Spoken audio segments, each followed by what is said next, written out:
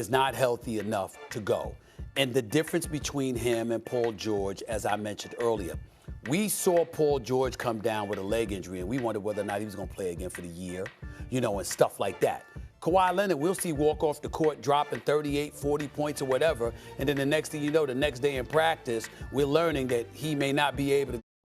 At this point, I think Stephen A. really wants to befriend Kawhi Leonard. I mean, as much as this guy has always has something to say about Kawhi in regards to any little slight, jab he can throw at him, he definitely tries to do it. He tries to do it, quietly at times, and then sometimes he's just really outlandish with it. This time, I'll say he's trying to be quiet with it because he wasn't trying to go too far, but he still threw shots at Kawhi, in my opinion, because you're sitting there saying about how many games he played in the time he's been with the Clippers. Now, rightfully so, Kawhi hasn't played a lot of games with the Clippers. And, for us to criticize a player because of injury, really, it's your own fault. I mean, if that's what you want to do, what I'm saying? That's your prerogative, but it doesn't change anything. You can criticize Kawhi all you want for the injuries and things like that. But when you hear comments like these over and over and over again from the same person, and now he has, basically an elephant in the room, I guess,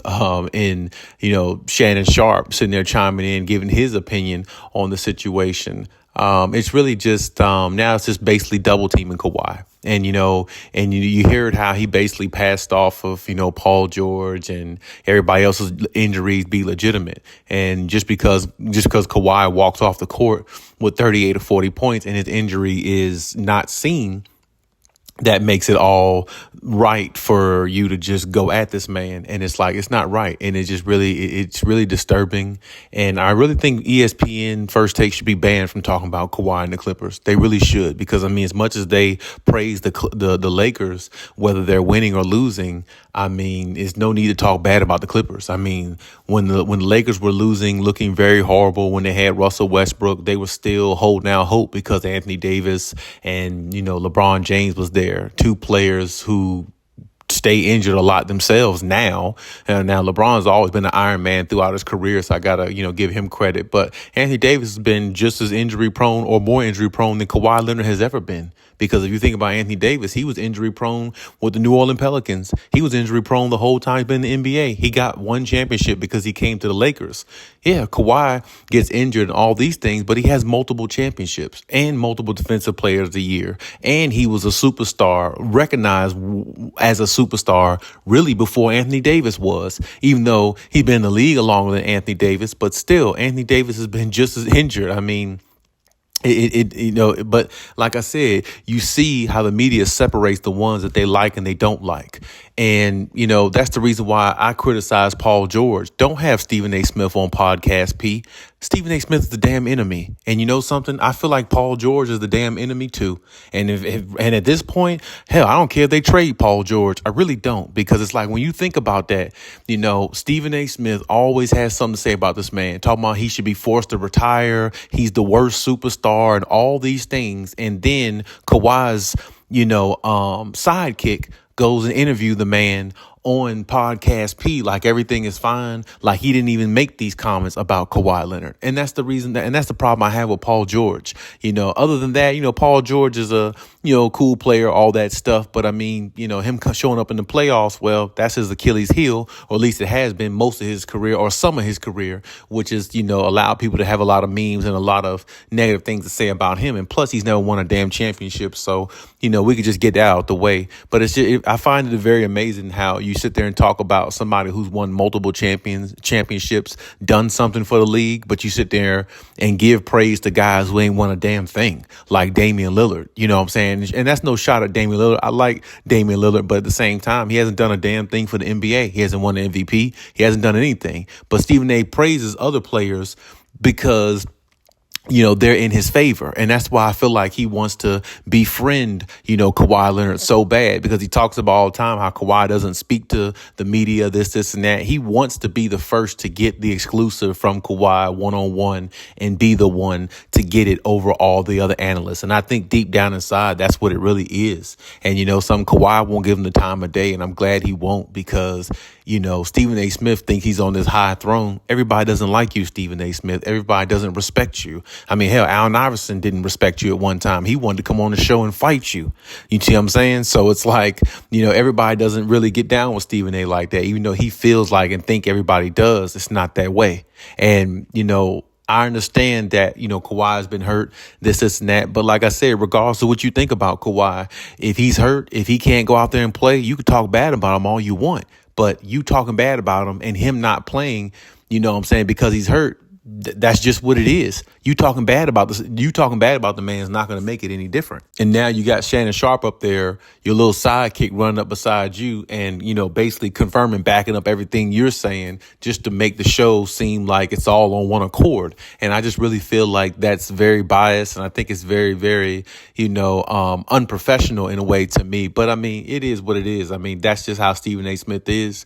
And it's the reason why I really hope that, they find a way to win a championship this year, because if they do, not only they'll shut Stephen A. up, they'll shut up Shannon Sharp, and they'll shut up a lot of people that really do a lot of talking that ain't really worth a damn. I mean, Shannon Sharp, you just got punked basically by little Skip Bayless and got in your feelings and damn near cried about the situation. And Skip Bayless ain't thinking two shits about you.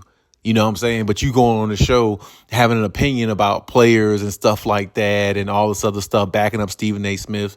And Stephen A. Smith, you wasn't even, you talk about basketball like you used to play, like you used to be a really good player. You weren't never good enough to make the NBA. That's the reason why you had to result in being an analyst. That's the closest you can get to basketball, because as far as lacing the shoes up, you weren't even good enough to do that. Even though you come from New York, the mecca of basketball, and you still weren't even good enough, even without all the talent out there and all the basketball he used to play, as he used to proclaim, he wasn't good enough to make the NBA. So, and that's the reason why players like JJ Redick and people like that have come on the show and it set Stephen A. straight. Don't talk about other players when you never even laced it up. You never even been on the court. You don't even know what it's like. You're doing all this talking because you have a platform, but you probably couldn't even drop 5-10 points in the NBA. You know what I'm saying? Back in your younger days. And that's the reason why I like when they had JJ Redick and people like that on there to give it a little bit more objectivity rather than just this one biased thought about Kawhi and the Clippers and all these things. Kawhi is hurt. When he's hurt, he's hurt. There's nothing we can do about that. I hate the fact when Kawhi is hurt. I hate when he can't go out there and play, because I'm missing out on seeing my favorite player play. But if his body tells him he can't do it, it doesn't matter what I think. It doesn't matter what you think. It doesn't matter what nobody thinks, because if he goes out there and hurts something else, he's only going to be out a lot longer, which means that's a lot longer fans got to wait for him to get back healthy. So, if he's doing what's best for his body, you can't knock a man for that. You have to just understand it as much as you can and move on to the next, because even if Kawhi is healthy every single year, is no guarantee the Clippers are going to win a championship every single year. Nobody wins a championship every single year of their career. That's the goal. That's the plan. But that's never how it works. So the few opportunities you do get at a championship, you take it. You understand it. And that's the way it goes. If the Clippers get to a finals, I would like to see that. I would love to see that. I would love to see them win it. But if they don't, there's nothing we can do. We just have to hope that everybody stays healthy and everybody figures it out and everybody puts it together, and Kawhi, holds up as much as he can during this regular season, try to get through it and, push for the playoffs and go from there. That's what sports is all about. That's what NBA is all about. That's what sports is all about. So all the negative talk, I really wish it would just go away. Let these guys go out there and play, see what happens. If they get hurt, oh well, it's a part of the game. That's sports. There's nothing we can do to change that. You could look at any sport. There's always been a player in every sport that every fan or a lot of fans have liked that got hurt more than usual, and it bothered them, but there was nothing they can do about it. They just had to suck it up, endure it, and move on. Either that's still your favorite player or either it's not. That's just the way it goes. Think about how many fans there were for a player like Derrick Rose back in the day. D Rose was like probably the most popular player in the NBA at one time. He kept getting hurt. Then people turned their back on him. Okay, well, he can't help that he got hurt. He can't help that his body can't sustain. While you're sitting there talking bad about his body, I bet you can't go out there and play basketball at the high level that he could and make the money he made. because that's why you're viewing. That's why you're spectating. Or maybe you're not into sports like that. But you have to understand either way, when a player's hurt, there's nothing they can do about it, and neither can you. You have to accept it, and that's the way it is. But saying players should retire and all these things and forcing people to retire and he's the worst superstar ever, that's beyond, that's just ridiculous. That's just ludicrous. It's no need to even go that far. If you're not a fan of Kawhi Leonard, just don't speak on him at all. Just keep talking about Paul George, a non-champion, somebody who has deferred his game to Kawhi because he knows Kawhi is a better player. And to me, he always has been and still is. And it's okay. But Stephen A. will give somebody like Paul George all the credit in the world because he interviewed him on Podcast P because they're close. He's not giving Paul George all this credit because he won a championship. What has Paul George done for the NBA? He's put up a lot of points, but so has Carmelo Anthony. He put up a lot of points. And Carmelo Anthony didn't even leave the NBA on his own standards. He got pushed out the NBA. So this is what I'm saying. Don't talk about players who actually have done something for the sport. Kawhi has brought multiple championships to the sport. Defensive Player of the Year, top 2, top 3 player a lot of years. Him being in the league, one of the only players, if not the only player, to go to a team one season and win a championship on a team like Toronto, the Raptors of all teams. So Kawhi has done a lot. I mean, a whole lot for the NBA. And that game-winning shot that he hit, I mean, that's probably the best shot in NBA history in regards to regular season and or playoffs. Nobody's going to forget that. And he's a top 75 player. So miss me with all the negativity. It's just negativity at the end of the day. And you know something? I'm glad Kawhi doesn't listen to it because you know something? Neither should we. We should hear it or hear of it because of social media and let it go on one ear and out the other, just as I do. But hey, that's my take on everything. You leave any comments and we'll talk about it.